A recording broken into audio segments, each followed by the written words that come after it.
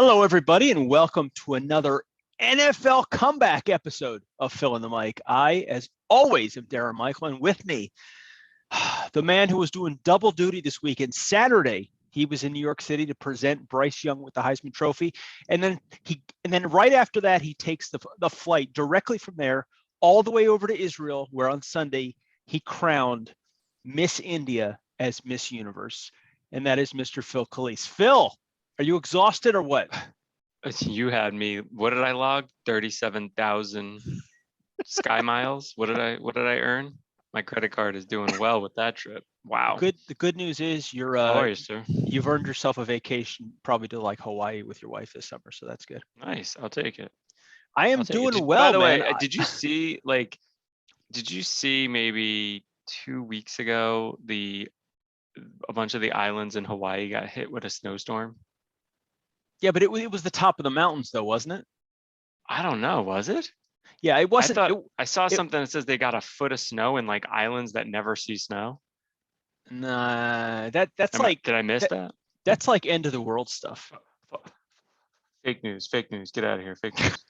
Sorry about that. It might have been like on the top of mountains, but I don't think a climate that's 78 to 82, 365 days of the year sees a foot of snow. Sorry. I don't know, man. Sorry about that. Sorry, people. I did hear something about that, but sorry to our hundreds of listeners. My bad. Listen, when I looked into it more, I thought it was just on like the top of the mountains, which is still Maybe. odd. But you know what? Let our audience go search and then hit us in the comments afterwards and let us know if I was right or wrong. I like that. Do we have a fact checker? Who's our fact checker? That's our audience. Audience got to fact check us. All right. Well, we'll see what happens. We can't afford a fact checker on the show. I hope so. I wanted to say, man, your head is not as shiny as it usually is. Are you not shiny? Like, are you the guy that goes to like the subway when you go to New York City and everybody's getting their shoes shined and you just pull up your head and they just start, going back and forth? No. Yeah, when the ladies on the train are looking to put a little extra rouge on their cheeks or something, I just bend down, I give them a little head shot, and they could see it. Now, I don't think our listeners have really seen that. You've got it on the sides, and you do man. Have it on the top, just not in the front on the top. Yeah, well, this is why I shaved my head, because I would look silly. So I want to put it out there. I lazily let some time go by where I don't always shave because, I don't go out that often.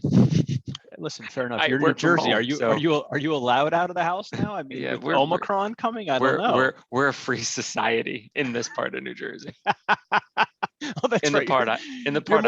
You're more outside Philadelphia than outside. Okay, all right, I got you. Yeah. I got you. Now, I wonder, and maybe our listeners, maybe somebody has like the software that could do this, but I've always wondered what you'd look like if you grew out your hair and had a comb over. And there could be like I can read it now in the Wall Street Journal. If we could keep this podcast going for another 20 years, you'll be able to see it on a podcast. Because I will hit an age where I no longer have any desire to shave my head. Couldn't you imagine it, though? Phil from Fill in the Mic fame is bringing back the comb over. Bring back the comb over. I'd have to make it a little more stylish than our grandfather's comb overs. Because there's so many stylish ways to do a comb over. I'd have to do something. Have you ever seen a comb over that has like dyed hair, like the modern day people would do? Like, maybe a little comb over and a little silver tips or something. Go a little crazy. Interesting. No, but that's I don't know styling grandpa. I don't know if I ever told you this, but I once went golfing with a couple friends of mine. And they needed to bring a fourth, and they invited somebody they did business with. And this guy was kind of like you, except he had the comb front. He had the front over. Oh, jeez. So, like, instead of pushing it to the side, he literally pushed it down. So it was like the strangest thing I've ever seen. So could you imagine? You've got the long hair in the back, and you're pushing it forward, so you've got bangs. He's so ridiculous. So the most bald individual always gets hair in the back of the head, which is, I think, when they do those hair transplants, right? They take the hair follicles from the back to move them to the top, right? Isn't that Unless how they you're do LeBron, and then they took it from the side. But yes, normally in the back. Yeah. The back or the side, right? The sides, but the back is usually the best growth areas that hold on until you're 300 years old and dead and buried. That's right. So it's interesting. He took his asset and he moved it to the front of his head. I like it. You know what else I was thinking? You could like a dead skunk. if you wanted to convert, you could be a Hare Krishna because you grow the hair in the very back. Yeah, man. So you could just grow it. I'm just saying. Yeah, listen, I got the nice beard and the messed up head. What are you gonna do? I like that. Hey, listen, it is what it is. It is what it is. Whereas I've got the nice hair and my beard is awful. Right. Exactly. You're dealt the cards you're dealt with. That's life. I wanted you to know something though. If you look carefully, I think my hair is receding. Dude. You get by the time you're 90, you may have a bald spot. No, but I mean, look at it. Like it's all like look at this spot here. Yeah, see, this is, and it goes way back on the. Like, look at that. Do you ever notice? It looks like it's like a movie screen projector right there. Look at that forehead. Have you ever had the person walk into the room filled with fat people and then say they need to drop 10 pounds? You're talking to a bald man who's 10 years younger than you about how you might have a slight receding hairline. I've been bald since 25. Now, maybe, learn your audience. First off, I take offense to that because I'm not quite 10 years older than you. No, yeah, you are. How old are you? I'm 48. Oh, I'm sorry. I'm like 9.5. 9 and change. Yes, I'll be 49 in April. By the way, can like while we're insulting each other, not quite insulting each other, but calling out each other's flaws, can I ask how you live in one of the warmest states and have the worst tan of all time? How is that possible? Don't you accidentally catch some rays? Why do I have a darker tan than you? It's been 40 degrees here for 2 months. Because I am Italian and I'm darker than you. You've got that darker Italian skin, whereas I'm kind of a hodgepodge. I've got. My gosh. Am I 25% Irish? I think I'm 25%. Can you get a little color on that bad boy? What's going on? 25% Irish, 25% Russian. I mean, these are 50% invisible. What the hell is going on with this? I mean, you should see my dad. My dad looks like a piece of paper. Like here's what my dad looks like. Right? I mean, he's as white as they come. Like he can't be in the sun ever. His legs look like. Is your dad the one that's got the white like the pimple cream all over his face at the beach, but on the nose? And no. My dad just. You ever see those people? I love that. Sun. It's like, dude, if you have to do that, you don't belong outside.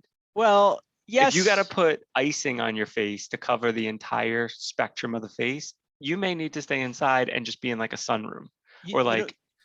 You know what it was? It was when my dad was younger, he was a lifeguard, so he was outside a lot, and he's got fair skin, and so I think he just used to get burnt all the time, and so he's just trying to stay out of this, which I can't blame him.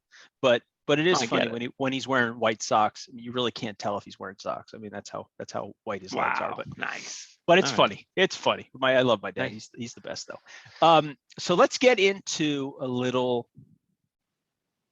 Let's get into a little NFL, but for one, let's just tease our audience with a fill up your bank account, man. You're on a roll.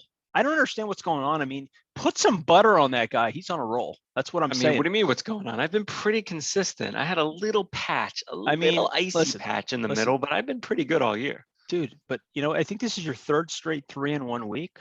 Dude, why aren't you 4-0? That's all I'm saying. That's all I'm saying. The Bills. Exactly. So, and we'll talk about that because that was crazy. But 32-20-1 is still fantastic, and your locks 11-4. I mean, you can't ask for much better than that. That's about a 75% win rate on the locks against the spread. Unbelievable. It's unbelievable. I'm telling you, I'm going right to the New York Post sports column after this. I mean, they're. I got to teach them how to make picks. I don't know. You ever see they're good. Yeah, they're good. They're hovering around 45-46% right now, so they're up a little bit from usual. They brought that's the next time we're gonna have to work around the podcast because I'm gonna be giving lectures in the New York Post sports section about how to make picks, stop embarrassing the community. So I hear you. Well, let's get into it. 5 topics for this week. Number 1, the mess that we've referred to as the Jaguars. Oh, I thought you were doing the Jets. the Jets are a nightmare. But I don't think they're as bad of a nightmare as the Jags. I think the Jags are just, I don't even know. Now, I want to talk a little bit about Trevor, but let's talk about Urban first, okay? So a couple things that I want to mention him, because this is a guy, you remember, he was the guy that didn't fly home with his team because he felt like he had to go to his restaurant in Cincinnati and have that girl sit on his lap. Yeah. But he was asked after last week's another impressive shutout, except that they got shut out. Asked about a safety named Andrew Cisco. I don't know if you heard about this. And they said, so how are things going with this guy? And his response was something like, he's playing a little bit more, I believe, but I don't have his numbers in front of me. Okay, fact check. He got 0 snaps last game. Just saying. All right. They asked him about his offensive play caller. He is not going to change his offensive play caller because his offense has done so well over the last 8 weeks. He's been berating assistant coaches, and this is my favorite. At a recent staff meeting, he said to his coaches, he says, "I'm a winner, and you guys are all losers." So, I mean, how could you not follow a guy like that? How could you not love? How do you not feel warm and fuzzy about your Jacksonville Jaguars? I know, right? I mean, this guy's just a friggin' nightmare, and I want to talk about him a little bit more. But one of the other things that I want to talk about is Trevor Lawrence. He's completing 58.2% of his passes. He's got 9 touchdowns, 14 interceptions, 68.9 passer rating. So he's kind of in the Sam Darnold territory. I pulled a couple Hall of Famers just to show. Did you say the Sam Darnold territory? Or Zach Wilson or any quarterback who plays? No. Zach Wilson is not that good. But I wanted to pull a couple Hall of Fame quarterbacks and talk about what their initial season looked like. Okay. And this isn't even with Peyton, because I think Peyton's season was actually better than these. But 83, John Elway, 54.9 passer rating, 7 touchdowns, 14 interceptions. Troy Aikman, 1989, 55.7 completion percentage, 9 touchdowns and 18 interceptions, which honestly, I think that was just his normal stat every year. But regardless. So what I want to ask you is 2 questions. One, is Urban Meyer just a piece of garbage and he's on his way out in the first year of his contract? And 2, is Trevor Lawrence, is he overhyped? Do you think he's really not as good as everybody thought he was, or is this just growing pains with just an awful, awful coaching system? Well, so Urban, I think there was a couple of alarming things. One, there's a very scarce track record of even really good college coaches that go to the NFL and win. It's not transferable. No. Being a really, like, if you're a great recruiter, which you have to be to win in college, that does nothing for the pros. That's right. That skill set to attract 17-year-old men to come to your program and convince families that you're the right guy for the kid to go to, that does really nothing to transfer to the NFL. You have to be able to really game plan. Yeah. And the best programs have to do that like twice a year, right? Like where you actually have similar talented teams you're facing, which is why, if you recall, I think Urban's famous line that he probably should have been fired for back in like the 3rd week of the year, I think they lost to Denver. You could fact check me, but they lost to Denver week 3 or 4. It'd be incredible if I hit that on the head. It's, I think, week 3 or 4. Yeah. And he walks over to Fangio, the head coach at Denver, as they're shaking hands at the end of the game, and says, "It's like everybody's Alabama here." Yeah, I remember that. That right there, that tells you this dude's in over his head beyond belief. Forget the fact that he's a curmudgeonly older coach who has this entitlement that he should just win because he's Urban Meyer. Because apparently, when you win at Utah or Florida or Ohio State, particularly the latter 2, with much better talent week in and week out, that somehow makes you a really good game planning head coach. It doesn't. They're not transferable. So he's getting his butt handed to him because he now gets to see the other side of the coin. Yeah. Which is an inferior team most weeks. And he's meaning nothing to that team. He brings not one win. If we were doing war for head coaches, wins above replacement, that's famous in baseball, he's a 0, or he's a negative asset. It's got to be negative at this point. He's a negative asset because the team doesn't like him. And as far as Lawrence goes, just to be fair, Lawrence, 58%, 9 TDs, 14 picks. Justin Fields, 57%, 6 TDs, 10 picks. Zach Wilson, 56%, 6 TDs, 11 picks. I'll leave Mac Jones out because he's a monster. But, Mac Jones, to be fair, 70%, 16 touchdowns, 8 picks. He's the outlier. Yeah, he's the outlier. Yeah. He's got Belichick. He's the outlier. The other 3 highly skilled top picks, and they were all the top, right? Fields went 3rd of the group, but they were all top 10. Yeah. Listen, they're all first round picks. And Trey Lance doesn't even play. I didn't even look his stats up because he doesn't play. No, he never gets on the field. So I mean, like, I think Lawrence is really good, but most quarterbacks stink in their first year. It's a combination of getting drafted to a bad team, and they're not good enough to make the difference in the NFL. So I think you got to give to year 2. Like, if there's not a significant jump in year 2, it's a problem. So we got to give Lawrence, Wilson, Fields year 2.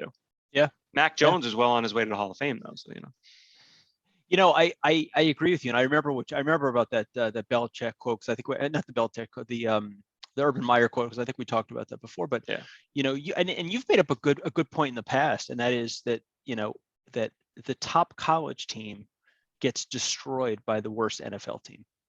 You're talking about NFL teams, which they're the best of the best college players.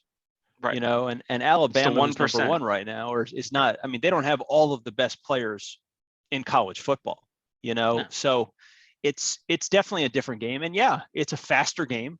And, when you're playing at a big school like that and you've got so much more talent than everybody else, of course it's going to seem like it's nothing. So, yeah. So good stuff. We'll see what happens with those quarterbacks. But yeah, you're right. The first year quarterbacks, it's very, very rare. I mean, it's an outlier if they're big time players. Was one last year that was completely out of the blue, and Mac Jones is playing well, but a lot of that is just, when you got Belichick, I mean, it happens. Well, for people that want to be naysayers of Mac Jones, you could say Belichick schemed a game in which he threw 3 passes and they still won. Yeah. But he's doing incredible at what, he's being told don't lose the game, manage the game, and he's doing great. Right. It's Brady circa 2001, 2002. Yeah. He's doing the same thing. It really is. It really is. So we'll see how he develops. I'm really interested to see how Mac Jones develops, because I know Justin Herbert has had a little bit of a rough rocky road in his second year. Number two, this is the week of the comeback that fell short. And I'm going to explain this to you. All right. I'm going to pick 5 games in which there was a team that was down by a lot of points, stage a massive comeback, only to lose at the end. Mm-hmm. Crazy, just absolutely crazy. So we'll start with the Steelers down 13-0 at the half. And then in the second half, they outscored them 28-13, still lost by 8 points. Mm-hmm. Bengals down 20-6 after 3 quarters, scored 14 in the fourth, and then lost by 6 in overtime to the 49ers. The Bills were down 24-3 at half. In the second half, they switched that score around and they outscored the Bucs 24-3, only to lose by 6 in overtime. Mm-hmm. Washington football team down 24-0 at half, outscored Dallas 20-3 in the second half, ended up losing by 7. Mm-hmm. And Baltimore was down 24-6 at the half, 16-0 in the second half, lost by only 2 points to Cleveland. Pissed me off, cost me a game. Seriously. Yep. But what is this? What does this show us? That, I mean, so many, 5 games where, they're it's like a tale of two halves. Yeah, so I'm trying to go back. The Steeler game was interesting. I mean, the Cousins threw a couple of big interceptions. The Steelers worked their way back in the game. They figured it out. They started playing well. So that was an interesting game, actually. That was the last Thursday night game. That was a fun game. It was. The Cowboys, there's something with the Cowboys where they don't know how to finish teams off. Like, they're weird, the Cowboys. Washington was getting absolutely annihilated and did make a nice comeback in that game. Yeah. The game that really drove me crazy was the Bengals. I don't understand why a Joe Burrow-led offense is struggling with 6 points into the fourth quarter, but they did a great job getting back into it, tied it, took the lead in overtime, by the way. You said they lost by 6. They lost by 3. They took the lead in overtime. Okay. And then they came back and got beat on a touchdown, which was crazy. Wow. And then our boy Tom Brady puts a touchdown on the board to ice the Bills out in overtime, a deep touchdown. Yeah. Interesting. Yeah. It was a fun, some really fun games. But when you get those kind of big comebacks, if you're watching the games, you got a lot of close games, some good matchups. So it's the NFL. It's a little crazy, a little wild, but the Bills-Bucks game is going to stick with Buffalo fans, I'm sure, because they needed that win. They made a great comeback, and now they've taken a bunch of close losses. Remember, they were sitting there at the end trying to score on New England at the end. They didn't. They got beaten overtime now. They're on the verge. They need to turn it around quick. Yeah, they do. I just thought it was interesting that there were so many great comebacks. Yeah, but all fell short. None of them won, which I thought was crazy. But some great games, and we've talked about the disparity in the NFL every week. I mean, there's just so many teams that are kind of on the same level that you just don't know what you're going to get, and that's true, and it's fun to watch. So that's good stuff. Question number 3: the Packers, down 10-0 after the first quarter, score 45 points in the next 3 to win 45-30. They're now 6-0 at home, and since their first loss, which was a game 1 blowout, 38-3 over New Orleans. Remember, everybody thought Aaron Rodgers was done, and he's like, no, I don't think so. They've gone 10-2, and their 2 losses have been by 9 points total. So the question is, with them having 4 games remaining, Ravens, Browns, Vikings, and Lions, 2 questions. Are they currently the best team in the NFC? And is this team going 14-3 this year? So I think that we're going to we can fact check ourselves here. I think my Super Bowl pick was Packers Chiefs, and I think I have the Packers winning it. I think.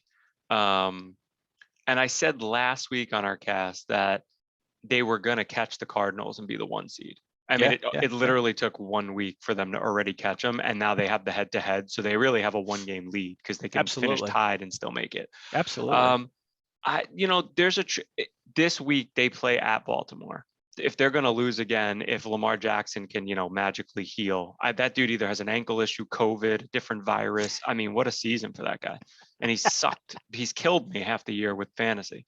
Yeah, no doubt. That would be the last trip, potential stumbling block I see. I think it's crucial for Rodgers to maintain home field. I do think they're going to be I think it's going to be a hell of a task for a team to go into Lambeau and beat them. I know Tampa did it last year, and despite Brady's interceptions, they did do it. I don't think it's going to be so easy to do it again. And I do think they're going to be the 1 seed. So I think that's going to be fun. But Aaron Rodgers has been brilliant 2 years in a row now. He won the MVP last year. He's backed it up with another brilliant year. He's got a pretty decent shot to win the MVP again, just because it's such a quarterback-driven thing. Yeah, of course. So, I mean, he might not win it because Mahomes might have something to say about it. He's been coming on strong. There's a few other guys that may do it, but Packers are tough, man. They look like the real deal. But let me ask you this: Aaron Rodgers is, he's unhappy with the Packers. Is he turning down $50 million a year in the offseason? So I think I remember saying it would be a natural fit to him to be a Steeler to replace Roethlisberger. And I think he'll flirt with it. I really do. And then I think when everybody that gets in his ear that's important to him is going to say, your legacy is so much stronger if you just stay in Green Bay. They're going to still offer him the most money. They're a really good team. Yeah, obviously. To leave to go somewhere else, you're not leaving to go to a better team. So he'd be doing it just to be stubborn and pissed with them. But I think cooler heads will prevail. I think the winning this year is going to make it easier to stay. Yeah. I even think think about this, the COVID situation that he had earlier, right? Where he said he was immunized and he really wasn't vaccinated. And it was like a flurry of scuttlebutt in the media. But in reality, that died so much quicker because he's in Green Bay. Oh, of course. If that's in New York, if that's in LA, if that's even in Texas, that's so much of a bigger story that lingers all year. Yeah, so I think even he's like, you know what, being in Green Bay has a lot of benefits. It's true. They probably stopped asking him about it the day after. In New York, it would still be questions he's being asked every day. So I think he'd be smart to finish his career in Green Bay. Yeah, I agree. Let's move on. Question number 4. So the Lions, they lost a close one, a nail biter, 38-10 over to the Broncos. They've got the Cardinals. They've got at the Falcons, who are somehow keep winning. At Seahawks, the resurgent Seahawks, and versus the Packers. Do they already have the number 1 pick locked up? Yes. And you asked me last week, will they win again? And I said no, and they will not. They're done. They're just. And by the way, they got the number 1 pick locked up, which I'm sure Aiden Hutchinson and a few other people that are rumored to be number 1 are just so excited to know they're going to be Detroit Lions for the next 5 to 7 years. Basically, are I mean, are they going to stick with Goff, or are they going to try drafting? I mean, I guess they're not going to draft a quarterback. It's a weak quarterback year. It really is. There's no way. It really they got to is. go get their stud edge rusher, whether it's the Oregon kid, but I got to think they're going to take the hometown kid, the Michigan kid. I would think so too. It just feels natural, like they would. It feels like if there was ever a best bet for a non-quarterback to go number one, it'd be the stud defensive end in the same state as the team that's going to draft him. It just feels like that's where he's going to go. It seems like because if you pass on him for the Oregon rusher and miss, yeah.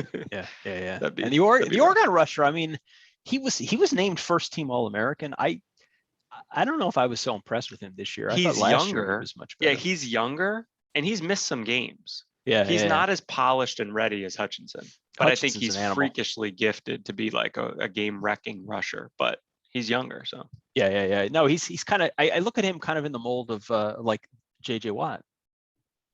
Who, Hutchinson or? Yeah, Hutchinson. Yeah, you know the comp everybody's been saying, he's Jared Allen. Hey, listen, that's like not a bad. Like a motor that never stops, like a motor that will keep coming and coming. Dude, there's nothing wrong with that comparison. I think he was top 10 all time in sacks. I think that's a huge, Jake Allen. I mean, Jared Allen was an unbelievable player, and soon to have his place in Canton too. So, in Canton, number five, Cooper Kupp. The guy had 13 catches for 123 yards and a touchdown in a win over the Cardinals. In 13 games, he's got 113 catches, almost 1,500 yards, and 12 touchdowns. Why is this guy so good? And who do you compare this guy to? Well, I have to think about that for a second, but has there ever been a name more unlikely to be an NFL superstar? I'm Cooper Kupp. Cooper Kupp. Like, is there any more likely? Like if you're like, what is Cooper Kupp not going to be when he grows up? An NFL superstar? No, he is. But he's got the name that you have to say with like a Southern accent. I'm Cooper Kupp. I don't even know if he's Southern, by the way. No, but it just sounds good. Cooper Kupp. I know. 113. I mean, listen, he was most benefited by Jared Goff going to Detroit and Stafford coming in. Clearly. Incredible. He's a guy I never give as much credit to as I should, but Mr. Cooper Kupp is the man. I mean, what else can you say about Cooper Kupp? I don't watch the Rams play. They're not on TV a lot. Yep. But dude's a monster. He's been really good. Super consistent.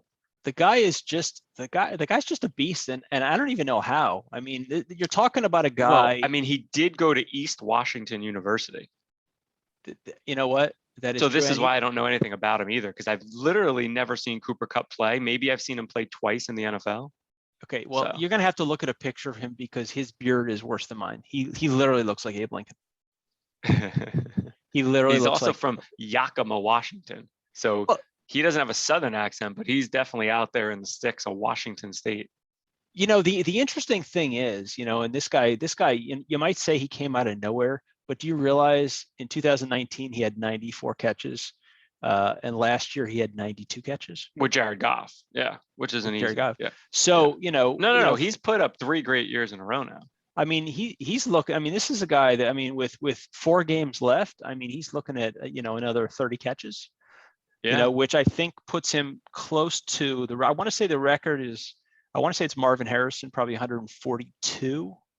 I want to say it. I would think it's more than that. I'm not sure, but whatever. Well, now all these records, a lot of catches, by the way, with the exception of the rushing stuff, because nobody rushes a lot like they used to. The extra game is going to kill a lot of these stats again. I don't know how it always messes things. 16 games was such a nice number. To go to 17 is going to mess up records. Well, you got to remember though, up until mid 70s, they were only playing 14 games. 14 games, I know. Yeah. So the records have been all. I mean, it's really tough to compare the records. Like when you look at a guy like Jim Brown, what he did. Like you almost have to look at like yards per game, catches per game. I mean, that's really the only thing that you can really truly base things on if you think about it. But I think we've had that. Just for our audience, Michael Thomas broke Marvin Harrison's 143 record in 2019 with 149. And that's I think Cooper Kupp could beat it, obviously, right? Well, I mean, He got 5 games left? He's got four games left. He's got an extra game. He's got 100. I mean, he'd have to average more than 10 catches a game. But like if he gets to that last game at 15 or 16 behind, they'll throw him a bunch of screen passes. They'll do like if they don't need the game, or if it's a game where they can do that he might break it. Still, it's still based on an extra game. So anyway, yeah, it is. I don't know. Yep. I don't know. But good stuff. And it's such a fun year. And I'm just going to keep enjoying it, and we'll go from there. Game ball this week. All right, we've got 3, and we'll see who you pick. Number 1, Aaron Rodgers, 29 of 37, 341 yards, 4 touchdowns, a passer rating about quadruple of what Zach Wilson's passer rating was, 141.1 in a 45-30 win over Chicago. Dalvin Cook, 27 carries, 205 yards, 2 touchdowns, 7.6 yards a carry in a 36-28 victory over Pittsburgh. And Devontae Green, 10 catches, 121 yards, 2 touchdowns, also with the win over the Chicago Bears 45-30. Who gets your game ball? And it seems like this is going to be a tough choice. I always go with Aaron for me. He's my man. Listen, I'm a big Rodgers guy. I've always been a big Rodgers guy. So we're going with the discount double check. Does he still do that, or is that too old? No, I think he does. Does he still do that? I think he does. Yeah, when he's not hosting Jeopardy. Yeah, I think so. Aaron Rodgers, baby. I'm confused. And by the way, I'm just thinking about this. Like, is Aaron Rodgers? I made the comment that he could win back-to-back MVPs, but can he really? I was just trying to take a quick look. Like, is he actually? I think he's got good stats. I don't know if he's got the best stats. 3,200 yards, 67% completions, 27 touchdowns, 4 picks so far. He's certainly got a shot. It's pretty solid. We'll see how he ends up this season. Shot. Yeah, we'll see. We'll see how he ends up this season. I mean, is it as good as his 48 touchdowns and 5 picks last year? We'll see. Probably not. Not quite as good. Quite as good. Probably not. He'd have to be, not as good. But I mean, that's a hell of a benchmark. 48 and 5. What the hell, man? Jeez. I know that was an incredible season. I wanted to leave the NFL section with a quote that I saw the other day, and this was somebody had put this out, I think, on Twitter, and it was talking about Taysom Hill. All right, and it said, Taysom Hill is the Drew Brees of Tim Tebows. Man, I can't believe you actually laughed at something. That was great. Taysom Hill is the Drew Brees of Tim Tebows. I saw that and I was like, are you kidding me? That's fantastic. That's a good one. That is fantastic. Yeah, who the Jets made look pretty good, because only the Jets could make Taysom Hill look good. So seriously, what other fullback can they play and get destroyed by? I don't even know. Amazing. So now it's time for your favorite part of the show. Fill up your bank account. The man, basically, you've got a streak of 3-1 going. Can we push that up to 4-1? And can you continue your streak of locks? I think you've gotten 4 in a row. So what do you have to say for yourself and fill up my bank account? All right. Well, so first of all, again, we're doing this on a Tuesday, which is always tricky. It's really early. Yeah. So what I've tried to do to combat the earliness a little bit, the best I can, is I'm doing something that could definitely burn me. Okay. Because I'm making the priority, not necessarily my favorite games, but I'm making the priority looking at the games that are coming soonest. So there's actually, for folks that don't know, besides the normal Thursday game, there's actually 2 Saturday games this week. I did see that. Which is now the NFL introduces the Thursday, Saturday, Sunday, Monday deal, where they just inundate you with football every day they can. Which is fine. It is what it is. I can get away from the Hallmark movies a little and watch some football. So, shout out to my wife, who makes me watch 1 a day like it's taking my pills. Oh my God, poor guy. Not always, but we've been on a kick of watching them. Poor so here guy. we go. How do I segue from Hallmark movies to NFL picks? It's a tough call. All right, we're going with 5 games, folks. I'm bringing the 5-pack back. Wow. 5-pack back. All right, I'm a little nervous. I agree. So I'm going to go to Thursday night. Great, by the way, the early games, Thursday and Saturday, all playoff implications, good games. I mean, a lot of good games this week. So we're going Chiefs-Chargers. Good game. Chiefs got to go out to California. Interesting game. Chiefs are back. They got their mojo back, clearly 9-4. But breathing down their throats is an 8-5 Charger team with a win. They're tied up in the West. This is a little bit about the Chiefs falling early in the year, leaving people hanging around a little bit. I want to stay away from this game, but I'm like being drawn to taking the Chargers +4 at home. So I'm a little bit drawn into the Justin Herbert magic. I'm not sure the Chiefs defense is going to be as good as it's been of late against that type of quarterback that can move around. I don't know if anybody saw it. That throw he made from his own 30 on like a broken play that almost landed in the end zone, perfectly thrown. I mean, the kid's just good. He's really good. I saw that. I'm going to take him. I'm going to take him +4, and I might get burnt on that, but I'm going to ride with Mr. Herbert if he's French. Go with Mr. Herbert. Actually, if he's French, I know you don't know any French, but they don't pronounce their H. Herbert. So it's actually a bear. Like Bobby Hebert. Hebert. Well, that's why the French are stupid. Justin sorry to any audience members that are French. And they don't pronounce their T either. So it's a bear. A bear. That sounds like a country guy. A bear. Hey bear, come over here and play the fiddle. Yeah, exactly. Right. So we'll go with the Chargers +4. All right. Then I'm gonna lock in on the 2 Saturday games. Ooh. Again, I'm going with the Saturday games too, and I have here we go. First game. We'll start with the 4:30 game on Saturday. I guess I have a little bit of a bad taste in my mouth here, but this feels like the bad taste game. The Raiders just got pounded by the Chiefs, like 69-2. It was ugly. And then the Browns, I mean, the quarterback, who is the offense on Baltimore, goes out early in the game. They build up this big lead and then let Brett Hundley, or whatever his name is, like Tyrone Henry or something, and almost tie the game. I mean, embarrassing if you're Cleveland. That's embarrassing way to win it. You got to leave that game, go into the locker room, and still look at each other like, we stink. Like, that's horrible. So I'm just gonna go like this. I'm gonna take the Raiders +6. I think they got to bounce back off of such a bad game, and I don't think Cleveland could cover against anybody. I don't trust Cleveland. So I'm going to take the Raiders +6. All right.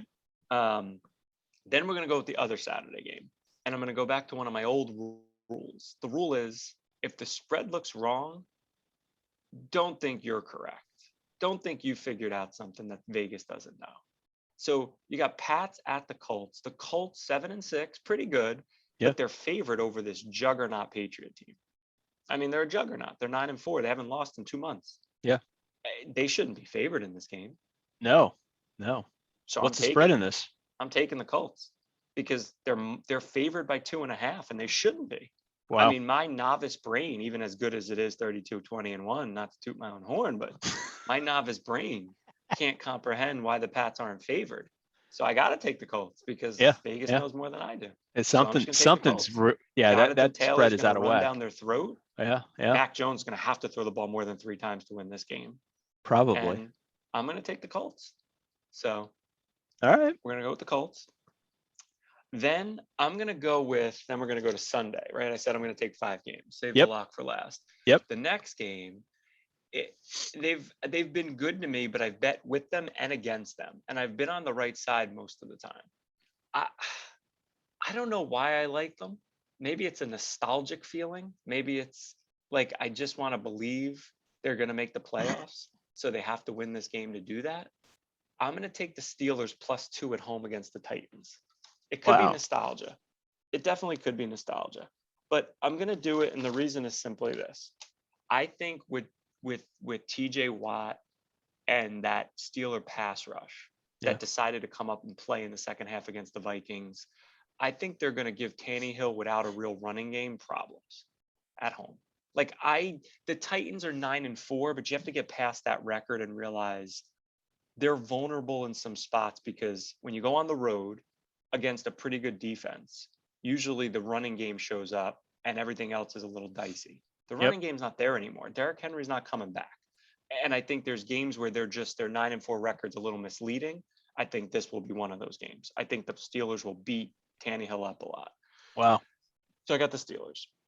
And then we go to the lock, and I'm going to go against all my rules with this lock. Well, I am, because I said, and I've only picked against my team once this year, and they burned me. Yep. And I usually say I don't bet the Jets. I don't bet with them. I don't bet against them because I'm emotionally invested. But they're just awful. I mean, they're just so bad. And Elijah Moore's out. They're banged up on top of being bad. There's nothing worse in the NFL than to be a beleaguered team that's banged up. And Zach Wilson he's got no one to throw to. I mean, they're just bad. And the Dolphins are red hot. Red hot. So -8.5 doesn't seem daunting to me at all. It just doesn't. It seems like a very easy cover, like an ugly blowout here. Yeah. I'm envisioning something in the 30-7, 30-10 type of score. So the Dolphins feel like a very comfortable lock. I'm loving that. That's where I'm at here. I got the Dolphins in my lock. I got the Steelers, a little nostalgia throwback. I'm envisioning TJ Watt eating up Tannehill. I got the game where you just bet with Vegas. They're smarter than you. I got the Colts. And then I got the Chargers and Raiders getting some points. And that's week 15 in the books. The Jets are a tough call because you got to remember that 6 weeks ago, they scored more than 20 points. Listen, here's the thing. My son and I were at the Jet Dolphin game just 3 weeks ago on his birthday. Yeah. Or right after his birthday. They played a good game against them. They actually did. They did. They played a good game. They lost by a touchdown. They actually could have, they played a good game. It was a tie game in the fourth quarter. But this one will be a blowout. This one won't be close. This is going to get ugly. And that actually, ironically, was the game Michael Carter got hurt in. And I'm hearing he might be back this week for the game, but they have no receivers. They have nobody healthy. So there's nobody to throw to. And Joe Douglas didn't exactly stock the cupboard anyway. So when a few guys get hurt, there's nothing there. He's throwing to guys off the practice squad. No bueno. No bueno when you're throwing to Jeff Smith, Vincent Smith, and Braxton Berrios. No bueno. You texted me during that game, by the way, like, oh, Wilson's horrible.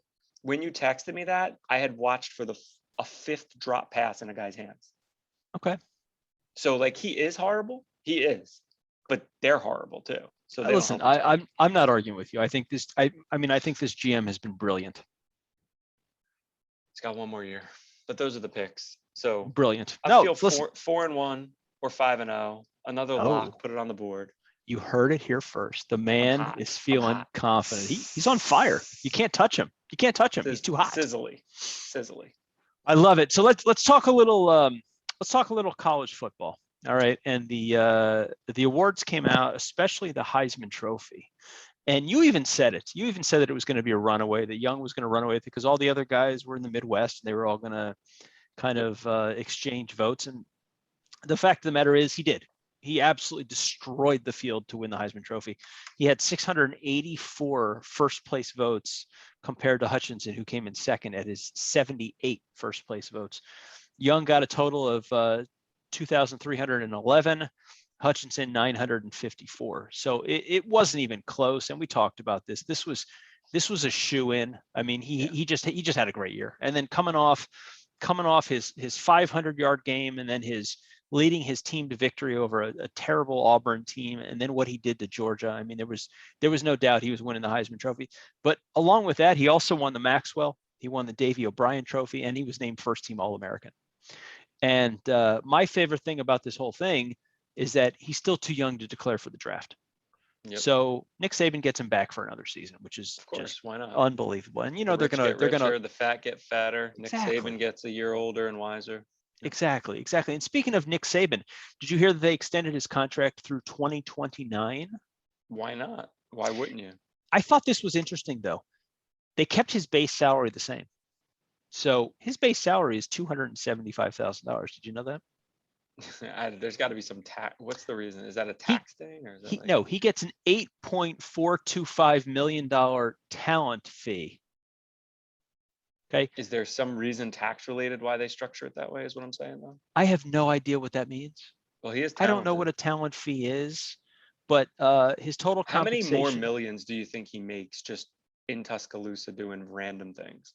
Well, now he we don't even see what he does in Tuscaloosa, but he's on that Aflac national commercial with Deion Sanders. He's making $7 million on that. Yeah. So the guy's just making tons and tons of money. This makes him the first coach to be making over $10 million a year, and it actually maxes out at about 11.5 in 2029. But Mel Tucker just signed a 10-year deal for $95 million at Michigan State. If that's the going rate for a solid college coach, Nick Saban deserves a 10-year deal for $300 million.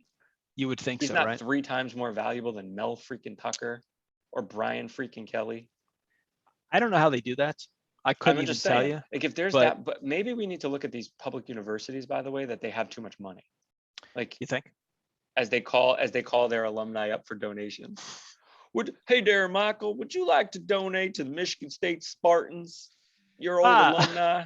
Hi, this is Cooper Kupp calling from Eastern Washington, looking for some donations. How do you think we're going to afford Mel Tucker's $95 million? Give me your 10 grand.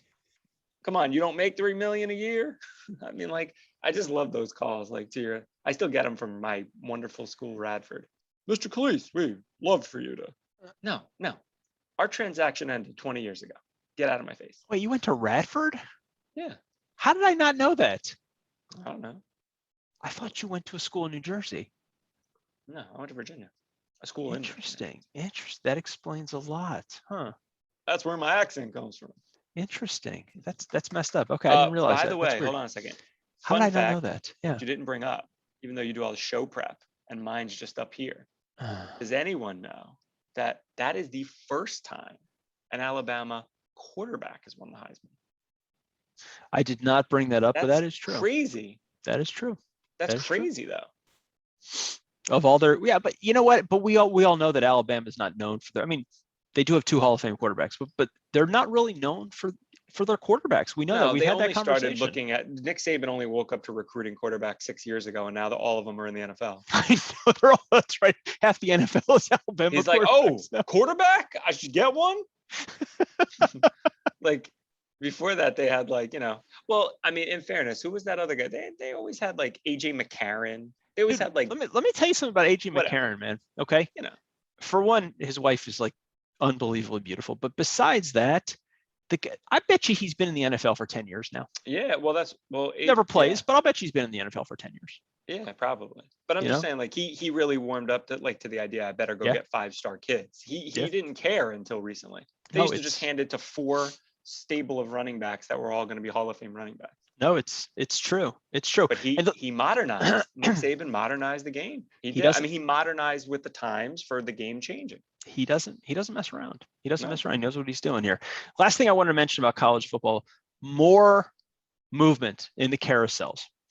We've got Spencer Rattler. I know we talked about him last year, that he had put his name into the transfer portal. Well, he decided to he went from Heisman Trophy favorite preseason at Oklahoma to signing with South Carolina. So in the terms of head scratcher, I'm not exactly sure why he would go to South Carolina, except that he probably realizes that there's nobody there that could possibly beat him out for that job. Yeah, so maybe that's why he went. Number 1 prospect, quarterback named Evers, decided to go to Oklahoma, which is good since they don't have any quarterbacks left. Kevin Slovis out of USC, the USC starting quarterback, has also decided to go into the portal because obviously his new coach has his portal is the new main word in college football now. It really is. Portal? Just get in the portal. Get in the portal. And you know what? There's the Texas A&M quarterback. He was the backup, Calzada, but he was responsible for beating Alabama. He actually started 10 games this year. He decided to go into the portal because, hey, I played pretty well. Let's move. And then the guy that we talked about, Ewers, that had made all that money, decided to come out of high school a year early to go to OSU. Surprisingly enough, he just signed with Texas. Yeah, didn't see that coming. Didn't see that coming. Yeah.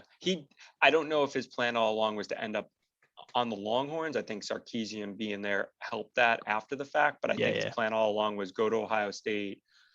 If he wins the job, he'll stay. But if he doesn't, he's out after a year. He's going back to Texas. NIL money, and now he's back in his home state. He might have ended up on Baylor. He might have ended up on A&M, but he was heading back to the Longhorn State, the Lone Star State. And with and listen, you know what? He transferred back in time that he can probably even attend his senior prom. So this is good. Probably. This will work out really well. Yeah, this will work out really well for him. So he's out of Columbus. He probably is already he's out of classes. He's in like. He's back in Texas. God, yeah. Oh, you kidding me? He probably. Do you think he got any over under on 4 credits that he actually gets to move over to Texas? Oh no, he didn't. No. Well, listen, unless he went to school in the summer, he didn't complete any classes. You don't think he completed any classes this fall? You think he left before finals? Probably. Why would he? I mean, why would he? Yeah, but listen, unlike all of us that wasted credits, that dude made $1 million. Yeah. Well, and he'll even make more down in Texas because he might have been able to buy 30 credits to bring over to Texas. If he wants. You never know. That's a great question. It's a great question. So, little college basketball. Baylor becomes the 4th #1 team in the last 4 weeks, after Rutgers beats #1 Purdue on a last-second half-court shot by Ron Harper. Don't call me my dad, Jr. Unfreaking believable. It was a good shot too, actually. It was kind of like it wasn't just a heave. Like he actually got above half court, made a move, and took like a real shot. Deep shot, but a real shot. It was a deep shot, but it was, I think it was running off of 1 foot, but he kind of got squared up, and it was squared up. That's what I mean. It kind of looked like a shot. Yeah. It was a lucky shot, but listen, hey, good for him. So he's a hero for beating them, and Purdue #1 in the first time in their history doesn't last very long. So Baylor's #1. Baylor had just beaten #6 Villanova by 19 points. I mean, this is a team that didn't they win the whole thing last year? I mean, Baylor is a really, really good team again. Baylor Bears. Yeah. First of all, they held Villanova to 36 points. Oof. And you know what? The thing that I have a real problem with is Villanova is still in the top 10. They have 3 losses. Now, granted, they lost to UCLA, Purdue, and Baylor. So I mean, they're not playing a cupcake schedule, but I still have a problem with that. They have 3 losses. Get their ass out of the top 10. Just all I'm saying. And then you got Alabama, right? And somebody's got to explain this one, right? Back-to-back weeks, they beat the #1 Zags, or I'm sorry, it was probably the #3 Zags at the time, and then they beat the #14 Houston. But before that, they had lost to the great Iona. The Gales. I don't even know. Do you even know where Iona is? Yeah. Where are they? Iona, isn't that Patino's team? Yeah, but where are they located? New York. Oh, they are. Mm-hmm. Okay. All right. Well, I didn't know I think that. Iona's a city team. I think they're in New York City. I think they're in Manhattan. Interesting. I'm going to fact check myself. Good for Iona. And then there's a couple other things that I want to talk about. I feel bad for Gino Auriemma and UConn women's basketball. I don't know if you knew this. They just in the recent polls, they just got their lowest ranking since 2007. I feel really bad for them. They're now ranked #7 in the polls. Okay. They have not been #7 since 2007. Just saying. Okay. I believe that, by the way. If there's such thing as a dynasty, I mean, I'm thinking UConn, but just me. And I want to congratulate Georgia Southern women's basketball, who they played against Carver State the other day, and they barely slipped by 133-15. So, but just it wasn't as impressive as you think because it was only the second largest margin of victory behind Savannah State's 155-26 victory over Wesleyan, Georgia in 2018. So congratulations, Georgia Southern women, but you fell a little short. Sorry. A little bit. Couldn't be #1. Couple of quick updates as we come live to you from the studios of New Jersey and Georgia. The Gales are in New Rochelle, New York. I was correct. Okay. Not the city though. So they're outside. Yeah. You just told me that they beat Alabama, correct? The other day? No. I know. I said that they beat. Yeah, I did. I said they beat Alabama. Funny enough, they played Alabama in the NCAA tournament in the first round this past year and lost them. So they apparently avenged their NCAA tournament loss. They did. Oh, fun fact. And Alabama rolling with the Gales. Turns out that Alabama's a good basketball team too. Don't ask me what a Gale is because that I didn't look up. Nobody wants to know anyway. So let's just run through a couple quick NBA things, okay? And you just tell me if any of these things surprise you. Turns out Zion Williamson, his recovery hasn't gone as well as expected. And maybe it's because he weighs about 800 pounds now, but Is this guy eating his way out of the NBA? We talked about how he's going to have a short shelf life. We talked about the fact that, I thought he'd be a bust because he just is too big. And the sad thing is he's so ridiculously talented. Yeah. And the guy he can't stay out of the kitchen. That's crazy. Can't stay out of the Wendy's, it's the McDonald's. Crazy because when was he? He's on the Pelicans? Yeah, he's on the Pelicans. When he got drafted, you would think smarter people than you and I would have said, this is the only way to impede on his Hall of Fame career, right? Like he's a freak of nature. He can play heavier than most guys, but he can't get beyond like his college weight. And then he comes in, and I know he got hurt and what have you, but how is he not instantly put on like a dietary program? How is every meal he is having not monitored? Like, and how did they not get the buy-in from the kid to be like, hey, listen, you're gonna struggle with your weight. If you're 19 years old and you're a little overweight, okay, fine, you could play a little heavy, but like it's gonna be something you have to guard against. I don't understand how there wasn't like guardrails put in place everywhere to make sure the kid stayed in pretty good shape. I mean, and now he ballooned up he looked like Charles Barkley, but Charles Barkley at 40. Yeah. Barkley obviously looks much better now. He's taking much better care of himself. But this guy, I mean, he's definitely over 300 pounds. He's 6'6". He's 6'6". This is not whereas, you cannot carry that much weight around with you and think that you're not going to get injured. This guy is never going to be healthy.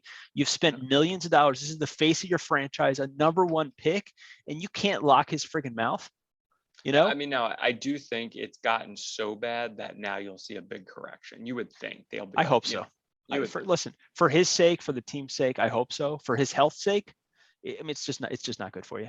I mean, they list him at 128 kilograms, so he's not 300 pounds. Dude, that's a lot of kilograms, man. I don't even know how many pounds that is. That's a lot.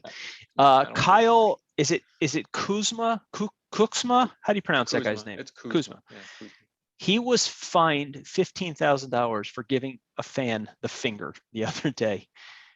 Are NBA players just getting really, really wimpy? Are they really getting soft that you can yell at them before, like Michael Jordan, you yell at the guy and he feeds off it. He finds it funny. I mean, are these guys really that soft that you can't say anything to them nowadays? It certainly feels that way, doesn't it? It really does. It really does. There's some like weird entitlement / softness going on with like fans are back in arenas and they don't know what it's like to, I don't know. It's weird. I don't get it, but it really bothers me. A couple other things. Stephon Curry, he's 2 3-pointers away from the record. Do you consider him the greatest shooter of all time? Yeah, I guess you have to, right? I mean, I'm not the biggest fan of what his greatness in that area did to the game, but yeah, he's the greatest shooter. I mean, and by the way, he's pick your favorite 3-point shooter of all time, Ray Allen, Reggie Miller, go back years before that, but he also has the handle of a great point guard and he's dynamic. So I mean, it's hard not to knock him, but yeah, he's the greatest shooter of all time. He's unbelievable. You ever seen those videos of him in practice where he's like banging through half court shots or he hits like 30 threes in a row. I mean, just absurd. So, I mean, there's a guy that's worked hard to really own in on his shot. And yeah, I mean, I think he's going to go down as the greatest shooter ever, whether you like it or not. I mean, I'm not a huge fan of his. I mean, he's got a worse beard than I do, but anyway. He's going to break the record at MSG, which is a pretty cool place to break it. They play It is exciting. Yeah, it is. I can only imagine what those tickets are probably going for. Yeah, do people care though about that? You think that's like a come out to see that, or it's just to come out and see him and the Warriors anyway? I don't know. Maybe. It's a great question. It's a great. Who knows? Who knows? And then last in the NBA is turns out Shaq wants to buy all of Bill Russell's 11 championship rings at auction. Why? I'm not sure, and I know Shaq has got a lot of money, but I would think those rings are going to go for a truckload of money. He's going to have to spend millions to get those rings, which I guess doesn't matter to him because he makes millions every year anyway. True. His kids don't get it unless they provide him a business plan, but regardless. Couple quick hits that I want to just mention to you. I don't know if I talked about this before, but Charles Barkley was interviewed the other day, and every time he's interviewed, you never know what's going to come out of his mouth. Terrible. But turns out he's a big fan of malls, okay, which I did not realize. And he actually named his daughter Christiana after a mall in Delaware, which I've been to that mall many times because that's right outside of, it's actually in Newark, Delaware, where I went to college. So he named his daughter after a mall in Delaware. I'm sure you didn't see that one coming because that doesn't seem like something Charles Barkley would do. Another question. Michael Strahan goes to space. Why? Why did they pick him to go to space? Why Michael Strahan? Why not anybody else? I don't know. Big Mike. I'm just like, and as soon as he got to space, he became the widest gap tooth individual to ever enter space. I did see that in the Guinness Book of World Records. That's right. Fair? That's right. Has to be. I think he's missing a tooth there. Anyway, it doesn't even matter. And ex-MLB star that everybody thought was going to be fantastic. Is it Yasiel Puig? Yes. His major league career has taken such a great turn. He just signed with a team in South Korea. Not bad. Better than congratulations there, where better than North Korea. That's right. That's where you go if things go bad in South Korea. You lose the game, you get executed. That's why they go through so many pitchers. It's crazy. Las Vegas was awarded Super Bowl 58 in 2024. Now, the Super Bowl is always a big party. Do you imagine the chaos in that Super Bowl week? What is that going to look like in Las Vegas? I mean, that's going to be out of control. It's going to be out of control. Absolutely out of control. It's going to be fun I almost want to go to that Super Bowl, not to the game. I just want to go to be in Las Vegas at that time. Just to cast though, right? To cast live at the Super Bowl? Yeah, just to go around. Dude, it'd be awesome. We could go to the street and we could just interview people as they're walking down the street. It'd be much more entertaining than when they do the interviews, the radio row of like all the players, and they have to ask them like annoying questions. Hey, we got, look at this, look who we have here. This is incredible. And then they name some dude nobody's heard of. And like, how did you feel playing in the 70s back when, there was real tackling? Ha, ha, ha. That's all we need. And all we got is like people throwing up on their feet. Hey, let's get this one. I could see it now. Fill in the mic at Super Bowl 58 in Las Vegas. Girls Gone Wild edition.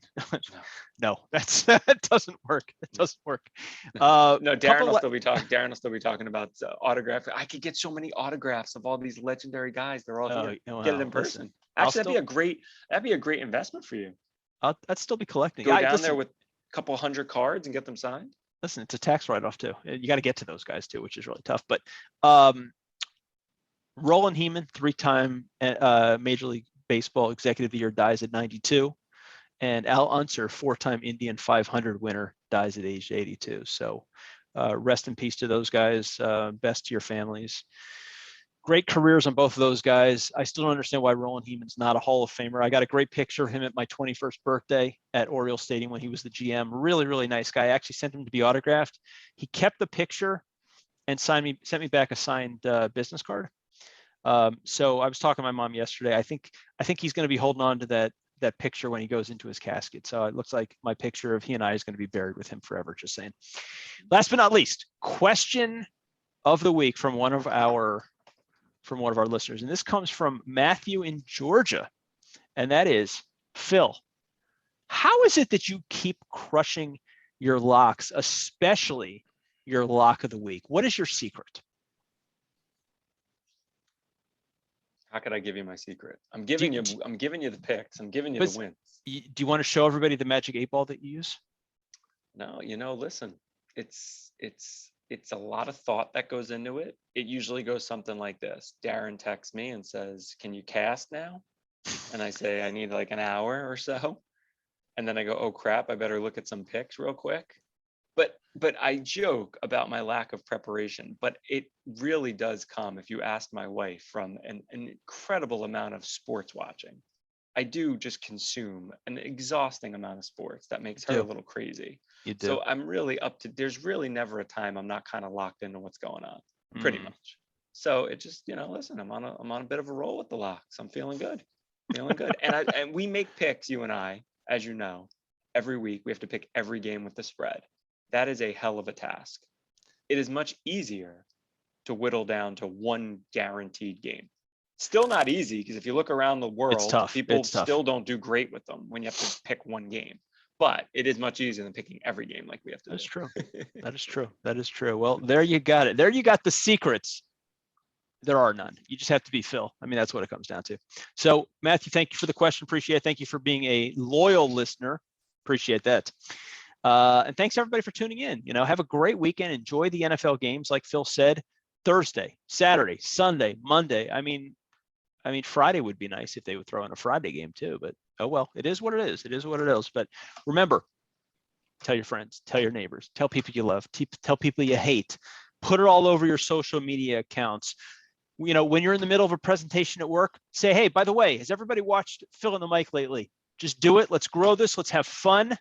Can we say the Phil in the Mic Army? We need to figure out what we're going to call our followers. We'll have to work on that in the future, but have a great week, everybody. Enjoy. Thanks for tuning in, and we'll see you next week. Take care.